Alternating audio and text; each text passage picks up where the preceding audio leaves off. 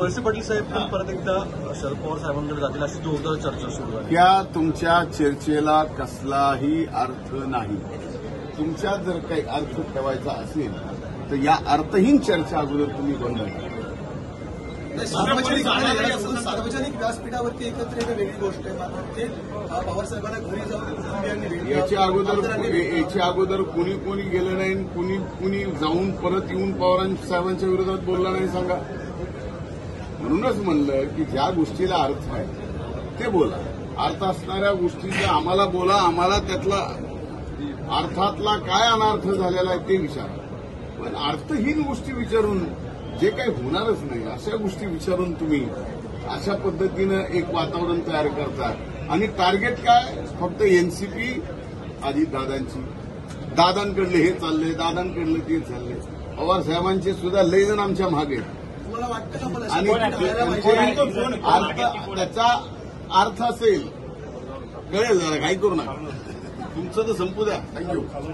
त्यांनी आज अजितदादांवरच काल टीका जोरदार केली की भाजपाबरोबर अजितदादा आले ही मोठी चूक आहे, स्थानिक लेवलला भाजपालाही अडचण आहे, अशा स्वरूपाचं वक्तव्य तुमच्या जिल्ह्यात नाही. मला कळत नाही की भाजपचे लोक तिथं भाजप सोडून जात असताना गेवराईच्या विद्यमान भाजपच्या आमदारांनी माझ्यावर टीका करावी, भारतीय जनता पार्टीच्या त्या ठिकाणी एका माजलगावच्या नेतृत्वाने माझ्यावर टीका, दादांवर टीका करावी आणि पक्ष सोडून तिसरीकडे जावं, हे मला असं वाटतं की एक नेरेटिव्ह सेट करायचा आहे त्यांना की आम्हाला दोष द्यायचा. खरं तर दोष त्यांनी त्यांच्या पक्षाला दिला पाहिजे. आम्हाला दोष देऊन काय? कारण आमचं त्यांचं तर आजपर्यंत सरकारमध्ये यायच्या आजपर्यंत अगोदर तर आमचं त्यांचं वैरच होतं. त्यामुळे आम्हाला दोष देऊन काही उपयोगच नाही. तुम्हाला आज भाजपच्या लोकांवर दोषही देता येत नाही, त्यांना दोषी ठरवता येत नाही. आणि आम्ही मात्र तुमच्या दोषी आहेत काही दिवसातच. हे अतिशय चुकीचं चाललेलं. त्यांना खरी अडचण जी आहे, मोहनराव फार सरळ बोलणारे व्यक्ती आहेत, साफ बोलणारे व्यक्ती आहेत. त्यांना तुम्ही स्पष्टपणानं जर विचारलं तर नक्कीच मनातलं मोकळेपणानं ते सांगतात.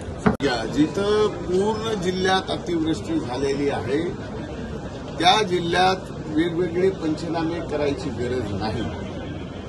पण एखाद्या केसमध्ये ज्याची ड्रीप वाहून गेलीये, ज्याचं ड्रीपचं फार मोठं नुकसान झालंय, मोटर वाहून गेलीये, विहीर पडलीये, असं जे नुकसान झालंय त्याचे मात्र पंचनामे नक्कीच करावे लागतात, त्याला योग्य मोबदला देण्यासाठी.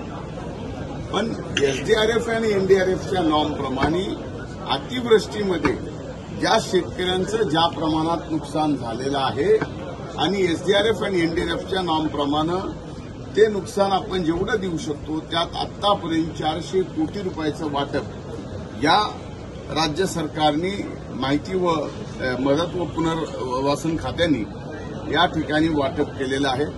त्यामुळं आणखीनही त्यांचं वाटप चाललं आहे.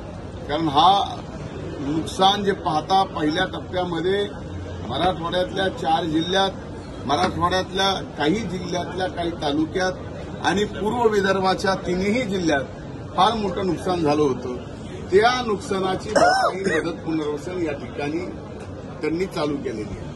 निवडणुकीच्या अगोदरच सोयाबीन आणि कापूस भावांतर योजना या राज्य सरकारने आणली.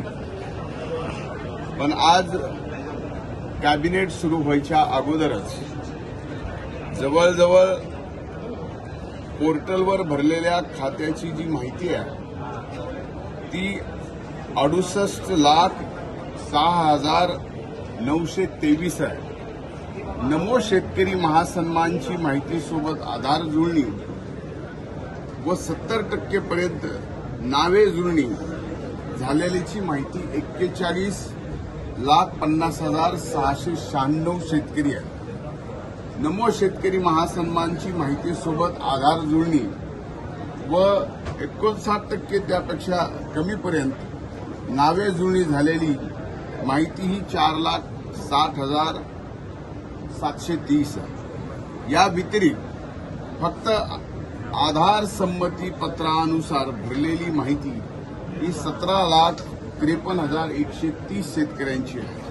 म्हणजे वरीलप्रमाणे 50 लाख खातेदार शेतकऱ्यांच्या 63.64 लाख खात्यांना अर्थसहाय्यासाठी अपेक्षित असणारी आजची या एकूण शेतकऱ्याची रक्कम 2,398.93 कोटी ही आज एक बटनवरती सबंध कापूस आणि सोयाबीन शेतकऱ्यांना हेक्टरी 5,000 आणि 2 हेक्टरी 10,000 पर्यंत या ठिकाणी सरकारने आज वाटप केलेली आहे.